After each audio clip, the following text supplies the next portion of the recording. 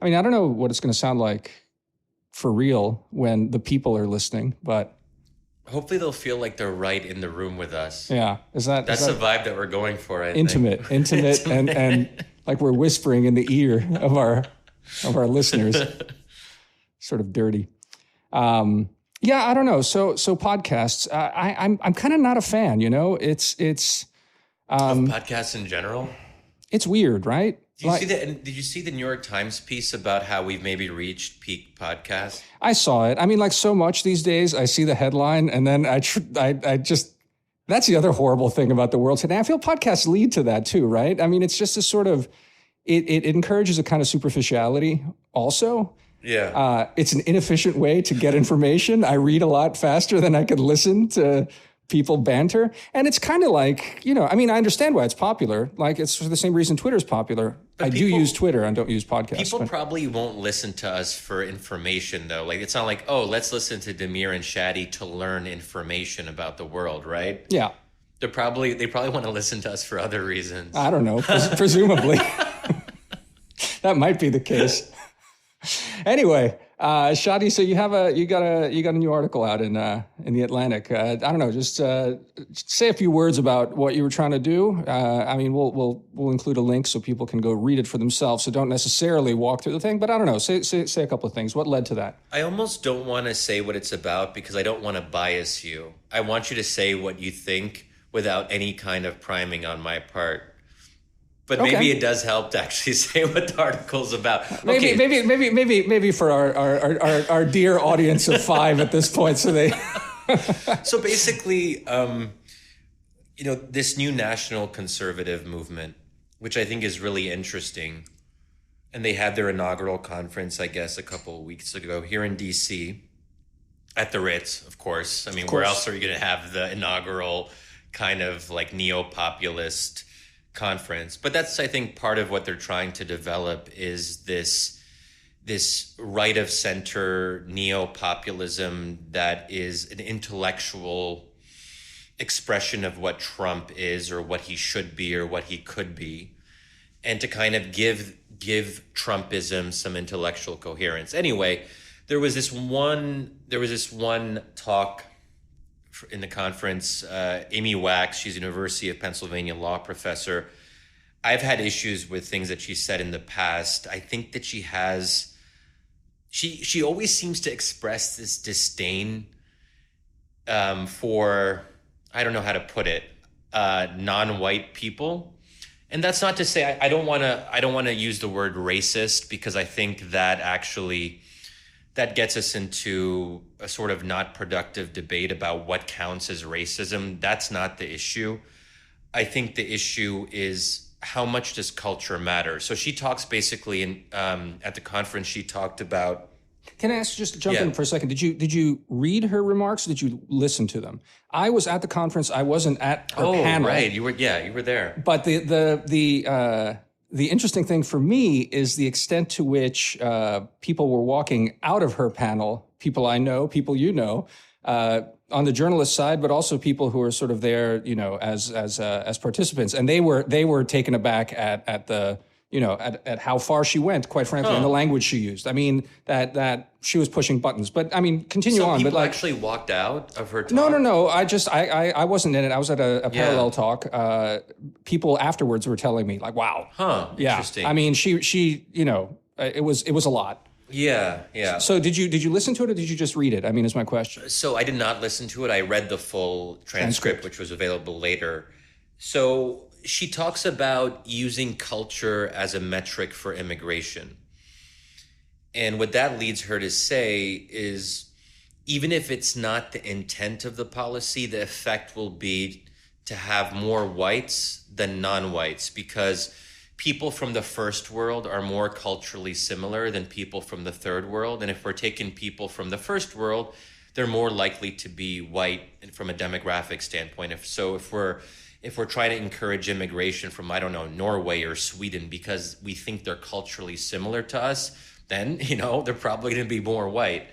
And so there was the controversy after was, I think, really interesting to watch, because So how do we feel? I guess one question is, how do we feel about something that is racist in effect, but not necessarily in intent? Because I think what a lot of culturalist type conservatives, they want to stay away from the racial distinctions.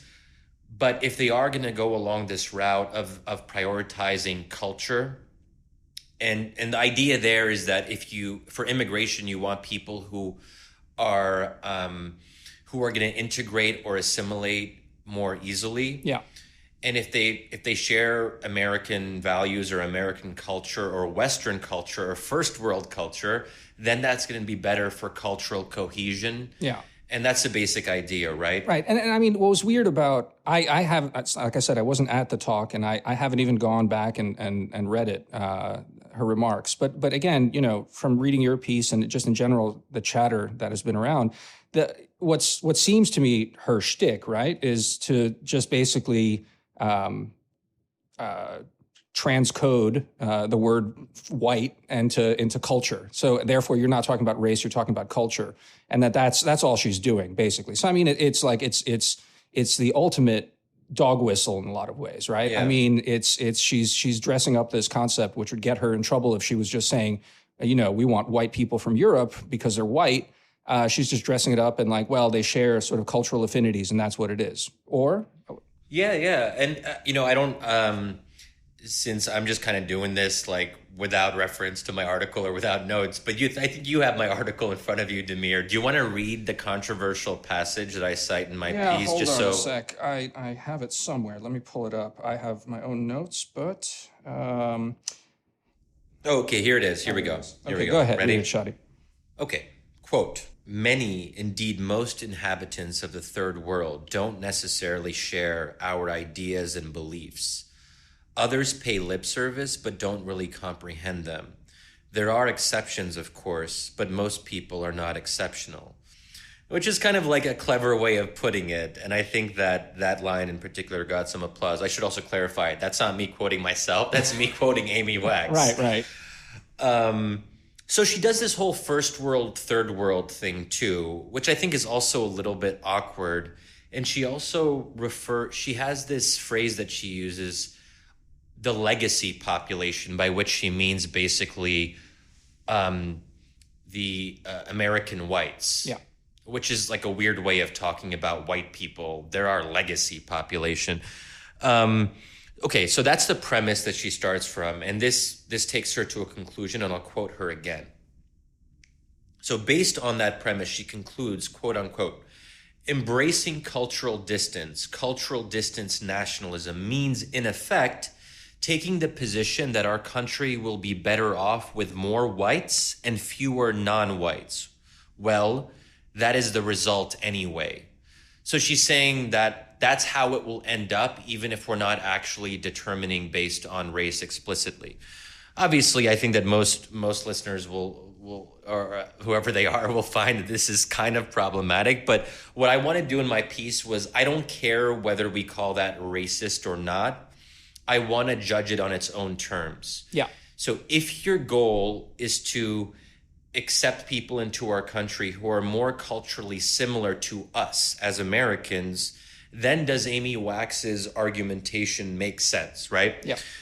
And I want to challenge that because I don't think it makes sense on its own terms. It's incoherent. I think there's a kind of paradox because let's talk, for example, about, so I would posit, and maybe Damir, you I don't know if I think you'll probably agree, America is a liberal country, and I mean liberal here in the classical sense, Sure. not in the partisan sense, that there is a constitutional liberal order that emphasizes certain non-negotiable rights and freedoms that are endowed by our creator, or even if you don't believe in our creator, they're still sort of fundamental and central to the American idea. They're enshrined in the Bill of Rights, so on and so forth, right?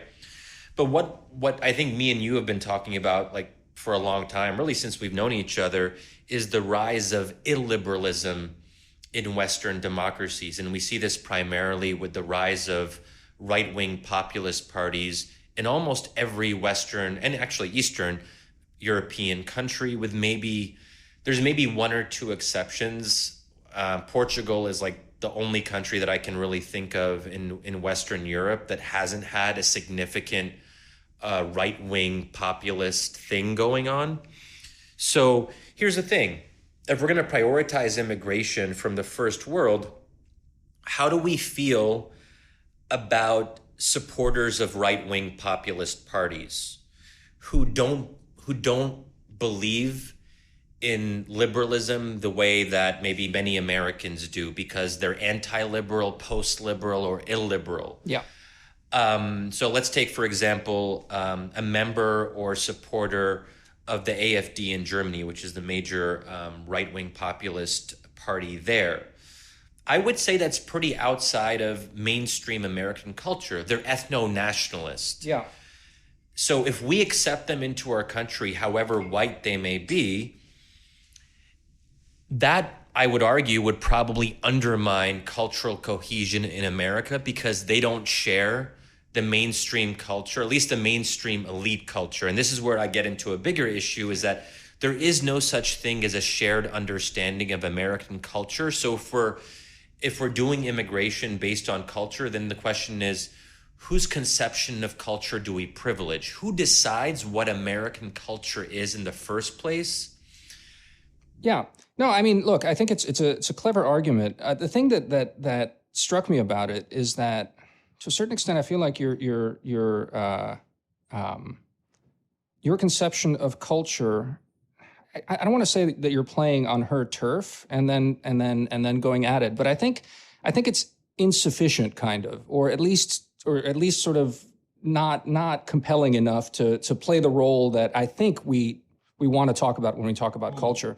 And I mean, I want to sort of quiz you about that, because that to me is the interesting thing. Like, so it's sort of in the article, but walk me through a little bit more of what you think American culture is specifically. Not the lowest common denominator, as you say, sort of, minimal liberalism, minimal democracy.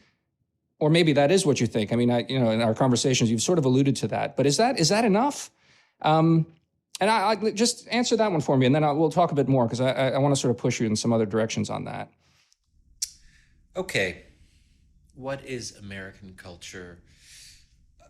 Well, I think we can talk about what American culture maybe was, or what it was intended to be at the founding. And that's where I do think there is a classical liberal conception, which is very central, which is very anti-ethno-nationalist. And the founders did not talk about an ethno-nationalist conception of the state. For them, there was always, even if they didn't always take it to where we've taken it in modern times, there was a sense that America was an idea and that it should be open. And this is sometimes referred to as creedal nationalism, that if you believe in the creed, then you can be American.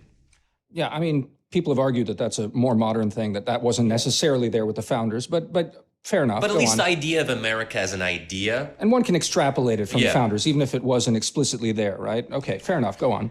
And then there were changes in our Constitution which did actually enshrine basically unrestricted birthright citizenship. That happened in the 19th century. So it didn't happen right away. So birthright citizenship was not there from our founding. But I would say that when I think about how I grew up with the idea of America as an aspirational kind of thing, I think the idea that anyone could become American if they signed on to a certain shared understanding of liberty and freedom and the equality of all citizens before the law, so on and so forth. And I've seen that process with my parents who I guess were immigrants and are maybe still technically immigrants but are American citizens. And maybe this is where I'm a little bit biased, because I have my own particular conception of the American idea. And I think it's a beautiful thing. And maybe, Damir, I can almost imagine you being like, there Shadi goes again with his idealism and his American this and whatever. But to watch my parents become American fully, they have no doubt about their own American identity. They feel American. They've become American. So I think, to me, those components of it are quite important. Right. But again, so this is I think critical, and I'll tip my hand in a sec. But tell me again, what do you mean by your parents becoming American? Because they believe in the American, they're loyal. Do they just believe in like birthright citizenship? I mean, there's a sentence in your essay, and I don't have it in front of me right now, but something along the lines of that it's birthright citizenship is sort of key to the American idea. Yes. I mean, but there's more than that, presumably, or is that like again the lowest common denominator, and that's all you need? Birthright citizenship isn't just a policy or a position or one thing to support. It signifies something greater. And to me, what it signifies is this idea of a non-ethno-nationalist state, that we're basically an ideas-based state or an ideological state, but not ideology in the kind of like right-wing populist sense, Right. but ideology in that, a kind of a broad conception that is pluralistic and open to different cultures and ethnicities. And that's what ultimately ends up pushing the question of ethnicity to the side, that it shouldn't matter if you're Arab, black, white, Jewish, whatever, as long as you believe in the American idea. Now, we no longer agree on what the American idea is as Americans, and that's part of the problem that I try to explore in the piece. I mean, what's important about the piece is I think the difference between the sort of the European concept of belonging, which really is, I mean, the fact that they don't have birthright is a testament to the real blood and soil nature of these things, right? I mean, I always like citing the sort of anecdotal story. My uncle has been living in Austria for the longest time, and he has a daughter there, and he has citizenship and the rest of this, but it's you have a Slavic name, even if you speak perfect German, you're always going to be marked within that society as somehow the other. And that's just, I think, the nature across a lot of Europe. That's just sort of a fact of how these societies work. Even as they modernize, even as Europe becomes, the borders come down to a certain extent. I mean, that's still a reality, I think, a lived reality. Exactly. And so if you're an immigrant to Denmark, for example, you can't really become Danish in the way that you can become American, because to be Danish is intrinsically linked to some extent with being indigenous to Denmark. If you're a newcomer, then you might be a Danish citizen or you might acquire citizenship later on. But are you Danish? Like, no, we don't have that same kind of debate. If you become an American citizen, no one really questions, at least for most people, don't question whether or not you're really American. I mean, maybe our president questions that. Right. But that's where I think Donald Trump himself is somewhat outside of American culture, because he actually wants to bring, and I think this is true for Amy Wax as well, they're trying to bring what I would consider to be a more European conception of the state and society and superimposing it on America. And to me, that's not American culture. No, I agree. Look, the interesting thing, I think that's exactly where I think you're playing on her turf. And so let me just sort of get at what I want to sort of suggest. You also point out at one point that the end result of the sort of European idea of belonging is one of forced assimilation. Let me throw this out to you, and this is in terms of I think when most sort of instinctively people talk about these things, not people who are thinking about this or writing about it, but just in general. I think what used to exist in this country, and it existed arguably at a time of a lot of racial injustice, which makes it complicated, but there existed a kind of, call it a hegemonic identity, maybe. I mean, I think this is what people would call whiteness now in terms, but I feel like that's racializing it to a certain extent, because obviously, in the 20s and 30s, you had the bills about limiting immigration and the entire idea that certain people that in fact are very much currently today white, Italians, Irish. I saw somewhere on Twitter, someone pulled up on my Slavic Twitter, someone pulled up some bill or something talking about Slavs as non-white very explicitly. Okay, but the interesting thing about, call it that period, that if you somehow step aside from that real ugliness, maybe the mechanism for what was happening was one of when you become an American and you struggle for a while, there's discrimination, but there's also actually a kind of forced assimilation into an idea of America, which actually was part and parcel of this sort of hegemonic thing. So basically you had immigrants that would shed their particularisms to a certain extent. Second, third, fourth generation Italian Americans are sort of, they'll celebrate Christopher Columbus Day. And I'm not saying today, I'm saying back in the day, celebrate Christopher Columbus Day, eat some pasta, have a sort of lingering sort of thing, but they're shedding it for this identity that exists, which I think in the parlance of today would be a white oppressive identity. But I think what's lost in this, and I don't know, react to this, but I think what's lost in here, what's happened today is that given all the injustices that are real in American history, we have now a concept of this sort of hegemonic identity, which is one that is tainted, that needs to be overcome.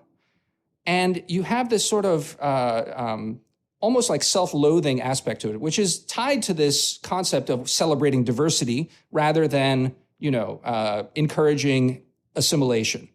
That to me feels like what's happening here. And this is what I guess, again, I ask you, I mean, do you think that there is something to that as, the American idea that maybe we've lost, this idea that you do have to sort of, shed some of your particularisms and become, again, quote unquote, becoming white.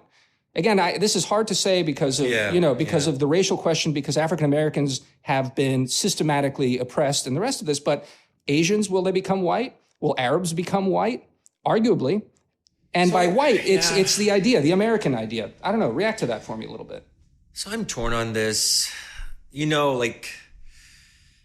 Neither of us are big fans of identity politics, so I feel like I'm always somewhere weirdly in between in these kinds of debates, which makes it hard because it might seem like I'm a little bit inconsistent in my approach, but that's because I'm struggling with this in real time.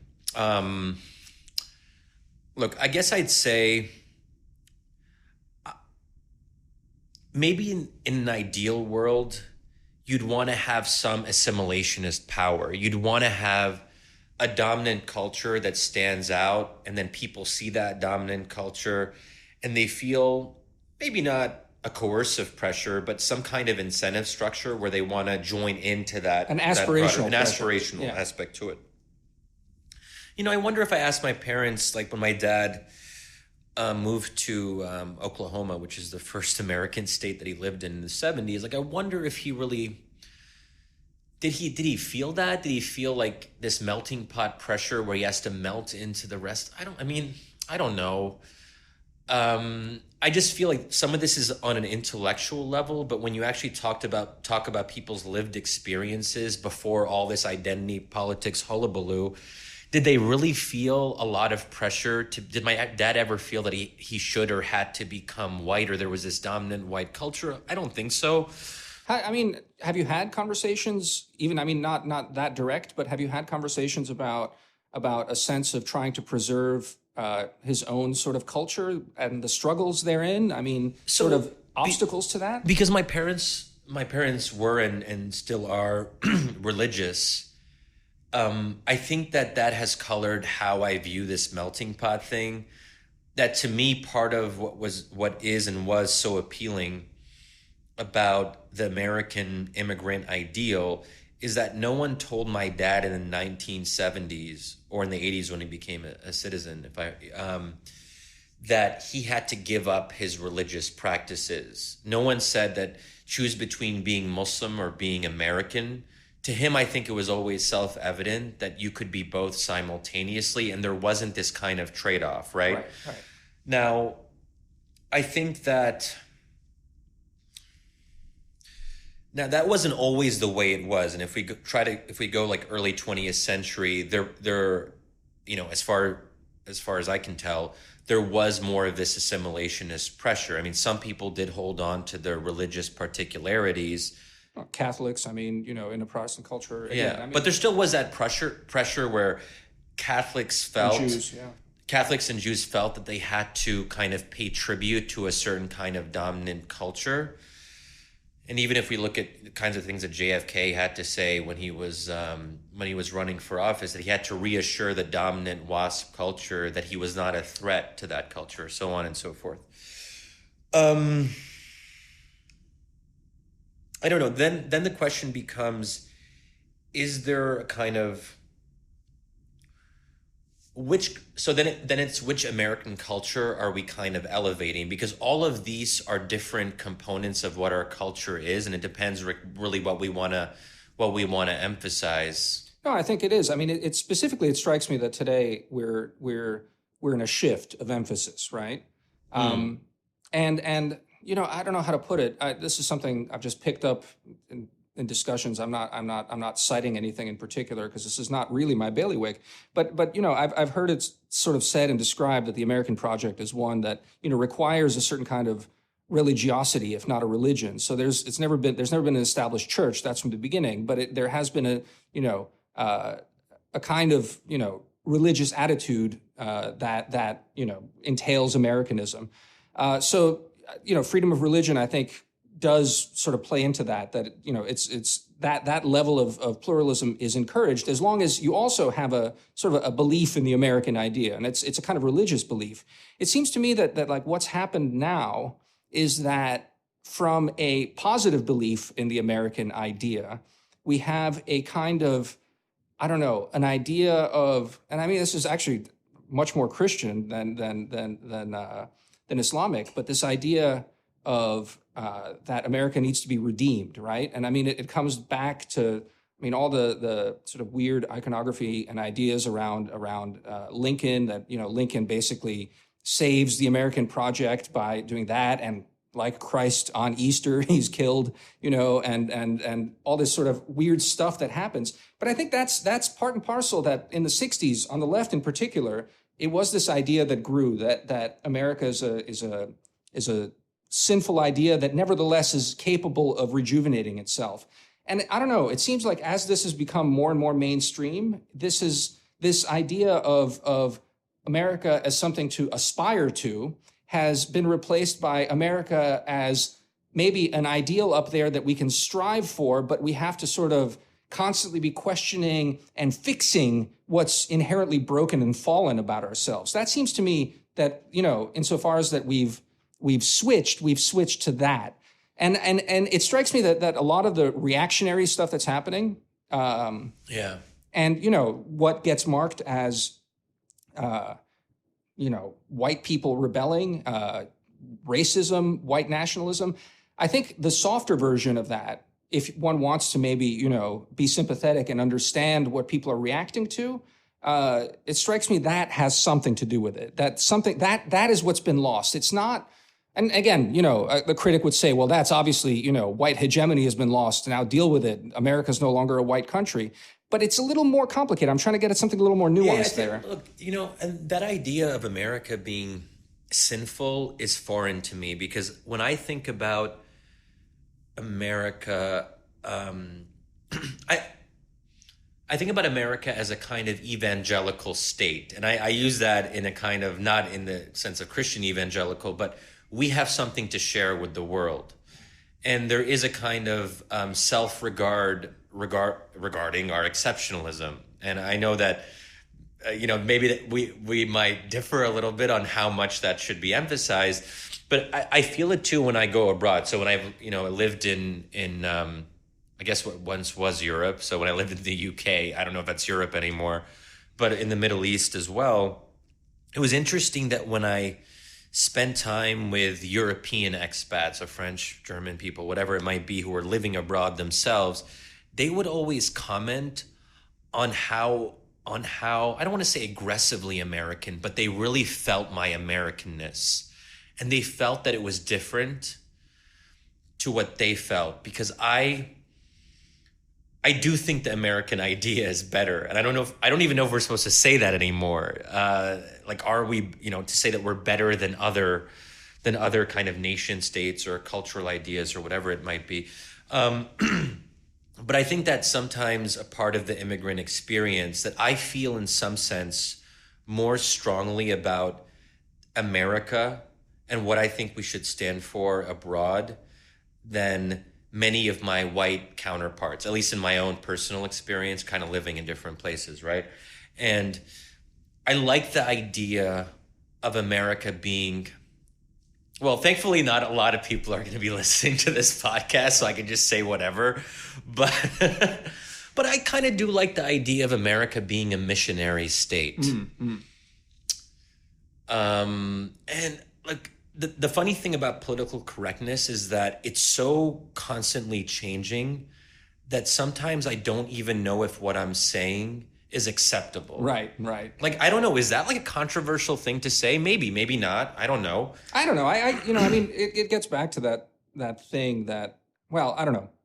I just say that I think we're a lot healthier as a society than we're giving ourselves credit for right now. I think that the internet's really distorting of this sort of stuff, and just because you'll have a bunch of jackasses yelling at you on Twitter for that, it doesn't actually matter.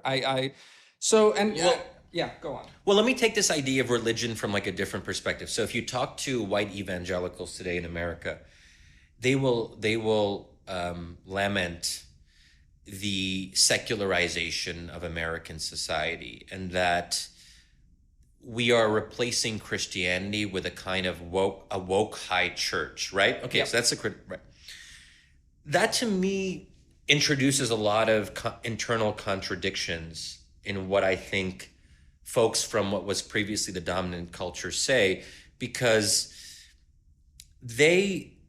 so one criticism of, like, let's say Muslims in Europe and the kind of high rates of Muslim immigration to Europe is that Muslims disproportionately in Europe are anti-gay. They don't fully sign on to gender equality. They don't fully sign on to sexual freedom. And that's the European conversation, at least in Western Europe. So in France, Germany, Denmark, Sweden, so on and so forth.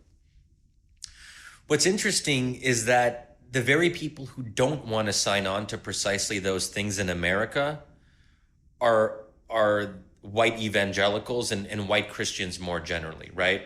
So then you get into this like weird situation where what do they really want American Muslims to do?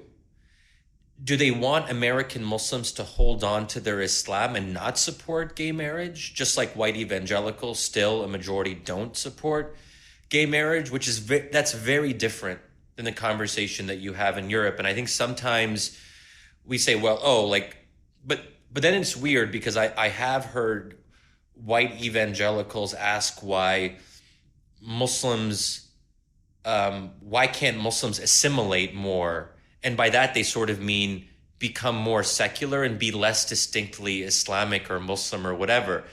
They don't realize how contradictory their own discourse is, because they don't like the mainstream liberal culture, but then they're also sort of wondering why Muslims don't integrate better into that mainstream liberal culture in a way. Does that make sense? Totally makes sense. I mean, we can unpack that in a sec, but tell me a little bit, what are stats on sort of social issues among American Muslims? I'm not even aware of that. Like how many have embraced the sort of social issues? So the fascinating thing is that, and I actually have a longer piece coming out in Plow magazine, which is actually like a really cool magazine. It's part of the Bruderhof community, which is one of the intentional Christian communities. And it's this kind of magazine that tries to explore some of these deeper religious questions. How do people live religious in secular societies? And there's some really interesting Pew polls on this, where in around 2007, if I recall, only about something like 25% of American Muslims believed that homosexuality was acceptable in society. I can't remember the exact phrasing, but then it went up as of just a couple of years ago. It's gone up to more than 50%. And American Muslims are generally on board with same-sex marriage and with gay rights at higher levels than white evangelicals. And I think there are a lot of reasons for that. I think that actually speaks to the power of the American integrationist ideal. And this isn't to say that Muslims are giving up on their religious beliefs. And you might actually, there's this interesting development in the American Muslim community where where Muslims individually are conservative in that they would still say that according to the Islamic tradition and Islamic law, homosexuality is not permissible. It's still technically haram would be the word, right? But they distinguish between that and their public position because they say that that is not relevant for American public policy because America is not governed by Islamic law. It's governed by secular law. Therefore, constitutional prerogatives take precedence, and therefore you can have people, and I know several of these people, who say that they believe that homosexuality is sinful, but they support gay marriage. You know, that's to me, that's kind of cool, right? That you can kind of hold those seemingly contradictory positions. That's the thing, you know. I mean, the late great Peter Berger, who used to write for us at the American Interest, is really it's one of the great privileges of working at the magazine, being able to work closely with him towards the end of his life. I believe his last book was really talking about modernity and how very very observant and no nonsense believers, in fact, are capable of reconciling their beliefs, very literalist beliefs in certain cases, with the demands of modern society, and that's just a facet of modernity, which sort of gets to sort of the other thing I was thinking of as you were just talking. Tucker Carlson spoke at that conference, that National Conservatism Conference, and I quite frankly, I don't remember much of what he said. It was a whole bunch of whatever. But the interesting thing he said at one point, and I did note that, he said, "I don't have a politics, I just have reactions." He said that? He literally said that. And that to me in so many ways is really clarifying to a lot of, that contradiction you just pointed out among sort of religious conservatives vis-a-vis Muslims demanding both that, you shed your beliefs to assimilate into some kind of perhaps secularism, and at the same time, wanting to have these sort of illiberal, beliefs, socially conservative beliefs. It's a facet of not a really considered conservatism, but what we really can call reactionary thought, right? I mean, it's a lot of sort of that, like this, and it's not heavily considered. I think there are a lot of contradictions in what's going on. What's interesting, for whatever reason, it's, and I haven't figured this out. I mean, I feel like we're all sort of trying to figure out, why does this have a more political traction today, as a determinant of voting preferences, more so than it would have earlier? And I mean, there's tons of answers. We can talk about it for. Well, I'd be curious to hear a little bit more about what you think, because I actually think that Tucker Carlson he tries at least to be a little bit more intellectually. He's thinking through what his positions are. I think that what he's saying is probably accurate for most people, that instinct matters and emotions matter. And I think that's what's actually quite appealing about Trumpian populist thought, is that it speaks to something that's deep within, I think, almost all of us. We get angry, we get frustrated. Even I get angry at so-called centrist elites, but I end up more on the left in terms of how I want to react to centrist elites. But and that's what I think. I think we all saw. I mean, at least me and you, we saw this before Trump was elected. We were. I don't want to say we were spellbound by him, but I think we saw something, and we didn't know how to put it into words. But we saw something that was deep and visceral and spoke to the moment. And we're like, damn, this is really some interesting shit, right? Yeah. Even if it's bad, and to say that it's bad, almost like, what is that? Like, fine, it's bad, we get it. But it understands something about who we are. Like does Biden understand something? Like Kamala Harris, does she understand something about who we are? Trump does. Sure. Well, you're right. How do I my turn to be really conflicted about it, right? It's that I think Trump has managed to harness sort of a lived reality that I think we've all started inhabiting already towards the end of the Obama era, which is, I think, again, fueled by technology, fueled by how we interact, fueled by how we consume the world, and get the world into our heads, which is this sort of at a really rapid pace that requires a kind of reaction, and it's much less considered. I don't know. I'm struggling because it's hard to do it, working at a publication, to step aside from Twitter. I've dropped Facebook. I'm not on Instagram. Trying to read Damir, more. you're a Luddite. Yeah, true. No, but I'm trying to get away from all of this to take it more slowly. I think what Trump got was that moment. But the more sort of, and that's why the National Conservatism conference, I think, yielded something that's incoherent, is because as you try and sort of put a frame on Trumpism, there's a lot of incoherence because it's a lot of sort of reaction.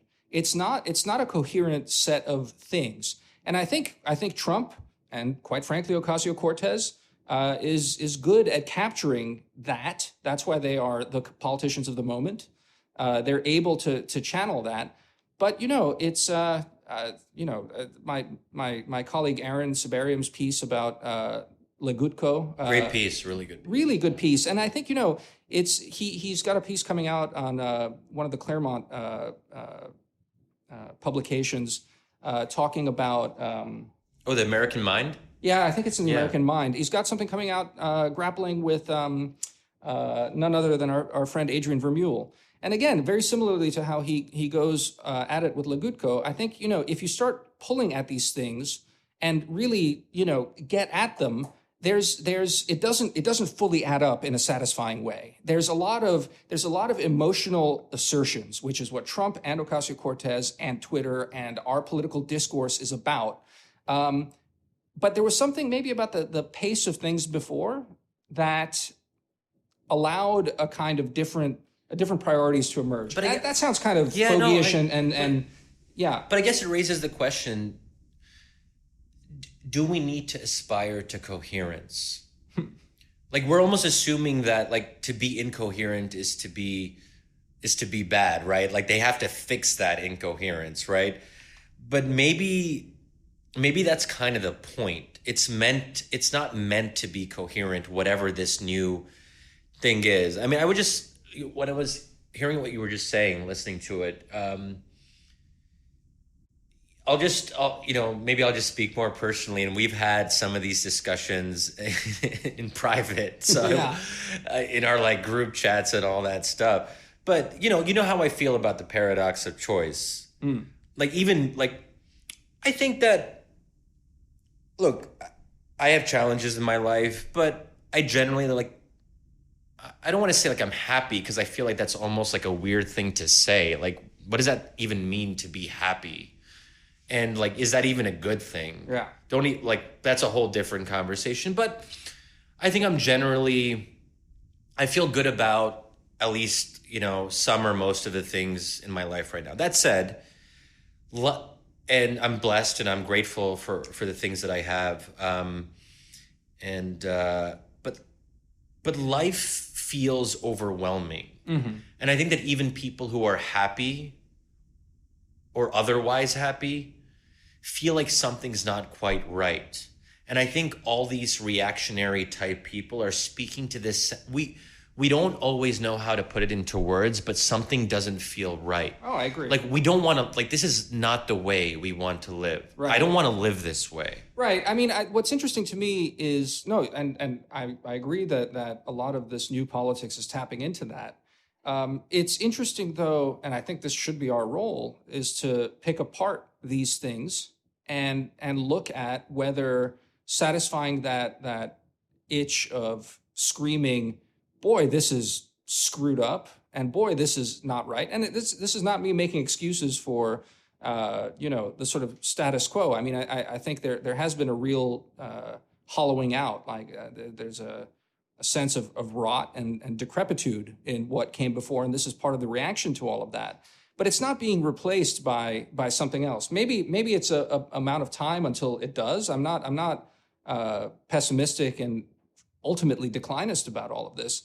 We're just not there yet, and I'm not seeing necessarily a coherent reaction. I mean, maybe we can talk about this in a future episode. Because we could actually be here all night talking about this. But, it's an interesting question about whether, the left's answers, the left's reactionary answers are more coherent or more satisfying. And I know that to a large extent, you are more open to sort of reimagining things from the hard left. And I haven't spent enough time thinking through the implications. I've spent more time thinking through the implications of the sort of wish list of the right now. And having sort of concluded that it doesn't really amount to something that I think you can build on. But I think that's sort of the thing that we need to be thinking about. Now, this is not to say that what came before, even though I was sort of nostalgic for this pre-internet time when the pace was slower, this doesn't mean that I'm apologizing for the hollowing out of the status quo before Trump, if you will, before this crisis across the West.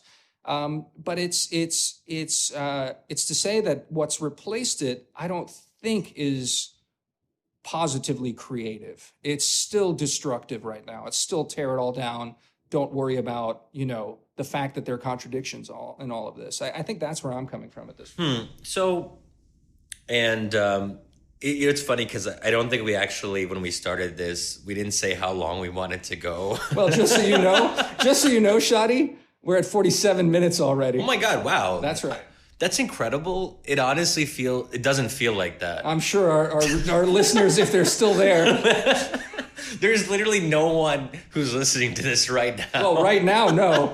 But that's the beauty of time shifting. We're not live. Go on, Oh my Shadi. God. So I think that one idea that I think recurs in a lot of this conservative reactionary thought, and when I say reactionary, I also want to clarify, I'm not saying that pejoratively.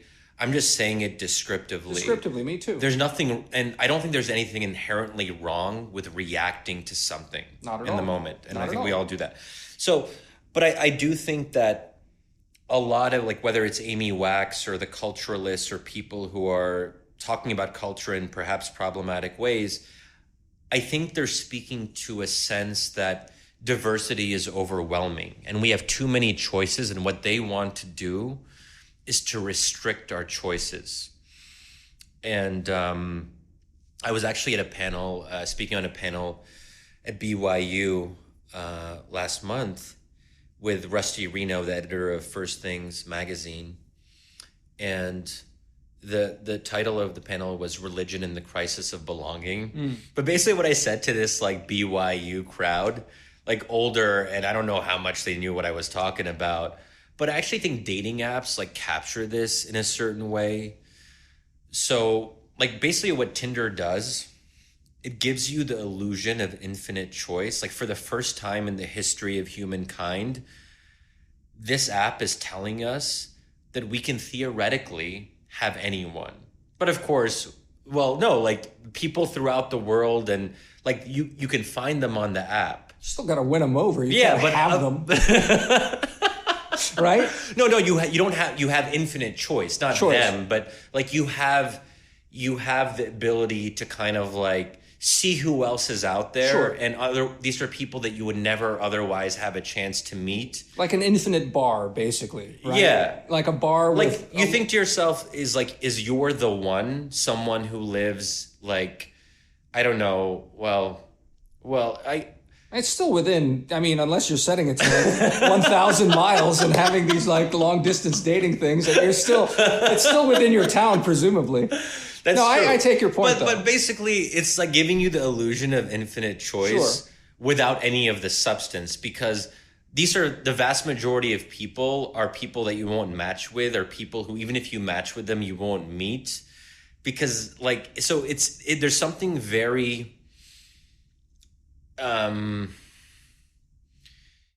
it raises expectations in a way that I think is fundamentally unhealthy about what is possible in this world. That's right. right. Yeah. And I think that fucks with people. I agree. No, I think that gets at a lot. Quite frankly, it's. I think technology has changed expectations of what's possible in politics. Let's just stick to politics. I mean, but I think Tinder's a good sort of parallel that I think maybe gets at that. Why should I get married? Why should you marry someone? In your group of friends, or who are like the tiers beyond your group of friends, of people that you would meet naturally, because that's normally what you would do. You would have a very kind of constrained, like, these are the people I'm going to meet in the city that I live in, and let me find someone in that world, right? No, but it's fake, right? It's an illusion of infinite choice to a certain extent. I mean, it expands your choice for sure, and it makes it more efficient than having to, go to bars and be a barfly, like hunting prey. But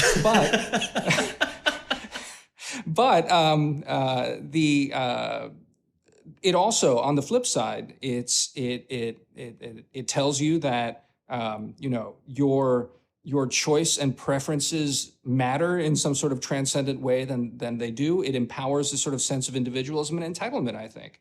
And it's to a certain extent, I do think a lot of those things are unhealthy, especially, again, this is one of those ideas that keeps kicking around, but it's this, what technology has done for expectations of what's possible in a democracy. I think it's pushing democracies to reject a certain kind of representational element to it, and in favor of a more direct, unmediated thing.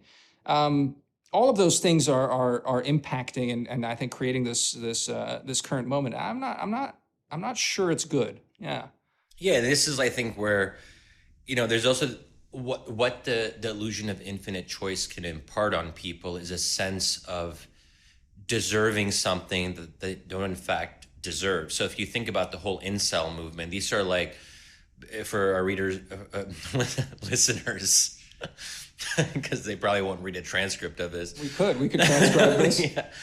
I mean, I guess incels is like a pretty common term now, but these are people who aren't having sex, but think that society owes it to them. Yeah. That they should be having sex in some normative sense, right?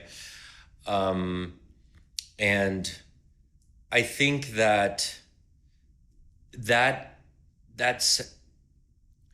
creation of expectations beyond what should naturally be that's not the way people thought about it, I think. Like, we don't know for sure because we weren't alive then, but in the pre-modern era, there wasn't that sense of deserving, and also deserving something that wasn't yours.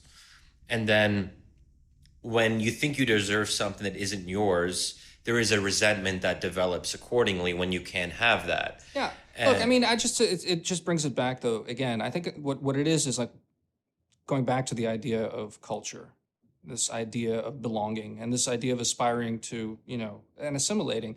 I think it's like we're shedding all of that in favor of a certain kind of individualism, and that's at the heart of identity politics. It's individualism gone awry. It's this idea that your inner truth needs to be actuated somehow, rather than, in fact, like, what is becoming socialized, what is becoming a part of a whole is I think becoming and belonging and aspiring to and becoming part of this thing. Again, it's not either or. It's not, and across different societies, the role of the individual is differently valorized, right?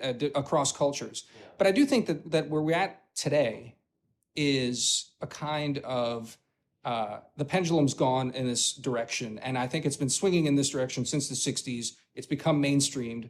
And it's not what it was, and it doesn't feel perfectly healthy. But Damir, I mean, what people don't want to hear is that your inner truth does not matter. Correct. Yeah, that's right. Like, literally, Damir, your inner truth is irrelevant. Correct. Whatever it might be. That is correct. I agree.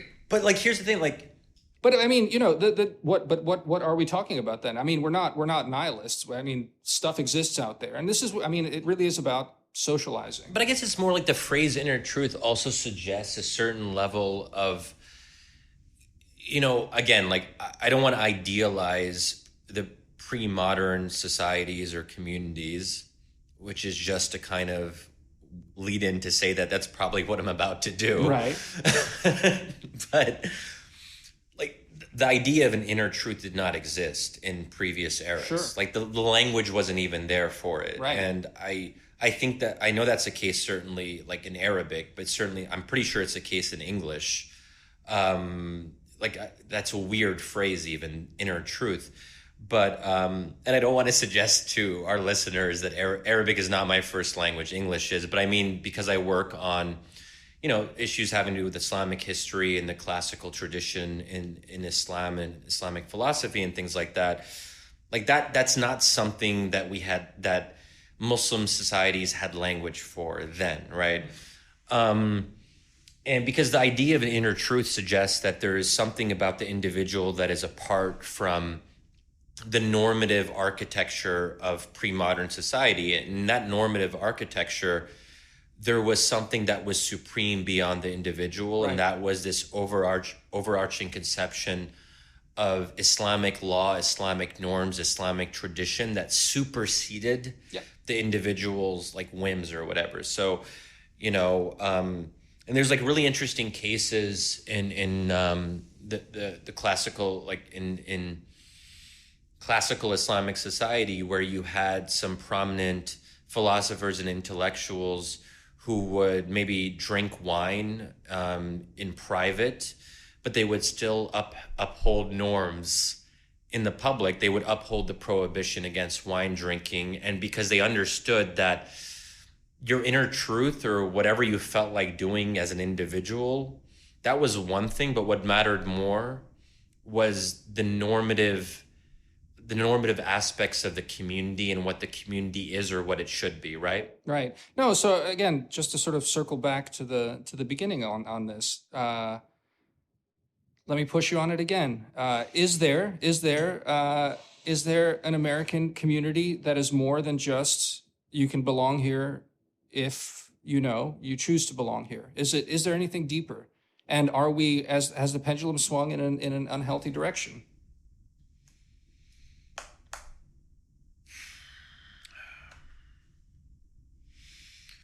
Okay. So I don't think it's illegitimate to talk about culture. I'm against the way that Amy Wax talks about it. As I said, I think she's just mapping race and her she's mapping race onto culture. this new concept of culture. Yeah. But I think the concerns around cultural cohesion and how much a society can absorb, those are legitimate questions that we can't just say, oh, that's just bigotry. Yeah. Because, also it's worth noting that most, even I don't know if it's the majority of modern societies, it could actually be, that don't actually have permissive immigration regimes. For them, culture is everything. Like Japan is a good example of this. Or I don't know how many people want to immigrate to Indonesia, but it's hard to become Indonesian. Yep. It's almost impossible to become Egyptian if you're not already Egyptian. And,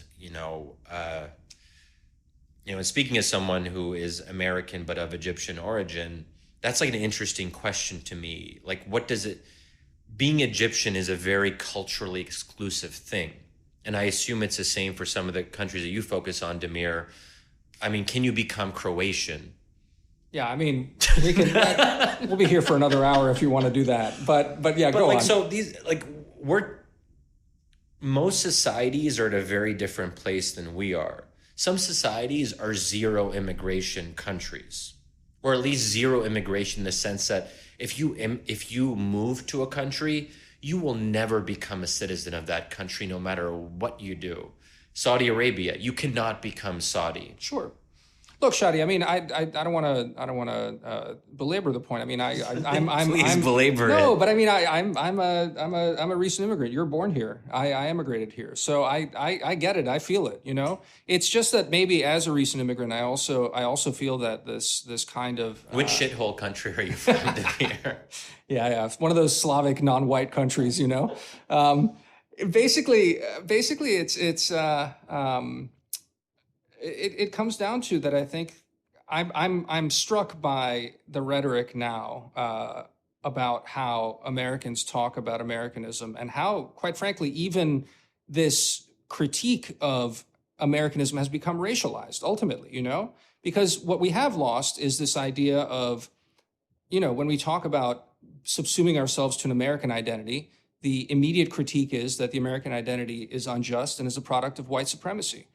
Well, I think that's losing something. I am no white supremacist, but if we're not acknowledging that we're all becoming more American and less particular, I think America's failing in a different way at that point. Yeah, and I agree. So like what Beto said to those like new immigrants or refugees that he spoke to like a couple of weeks ago, and there was some debate about it, didn't get a whole lot of attention.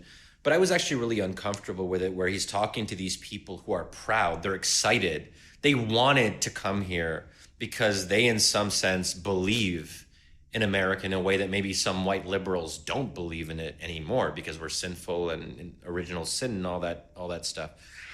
But he's like emphasizing white supremacy, and we're bad in some, there's a badness. Like when you're talking to people who want to be here, I'm just trying to think, if my dad, when he came in the 70s and someone was like introducing him to America by talking about our badness, my dad would be like, what the fuck? Yeah. No, again, the naturalization ceremony, you know me, I'm not much of a sentimental person, but that was really something.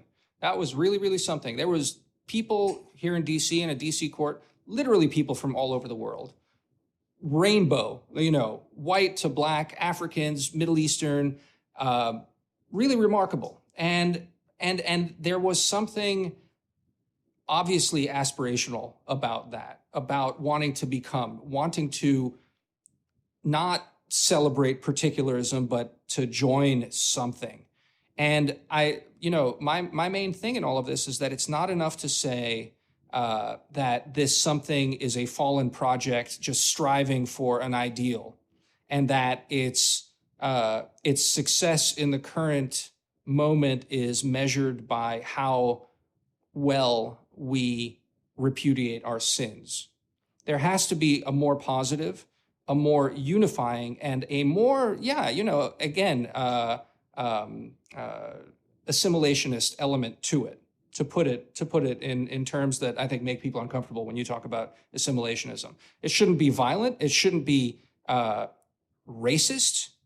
But we've lost. I just leave it at that. I think we've lost a certain kind of balance. Again, I would say like we have already become an ideal. Like this idea that the ideal is only somewhere in the future if we redeem and atone and all that stuff. I mean, like America, well, this is a cliche and I don't want to say it, but America is already great. That I guess Clinton sort of said that or thought that. And I would never say that if I was running for office, because America feels difficult for a lot of people. And to say that, to kind of have this contentment or complacency about where we are, I think is problematic for anyone who is speaking to a larger audience.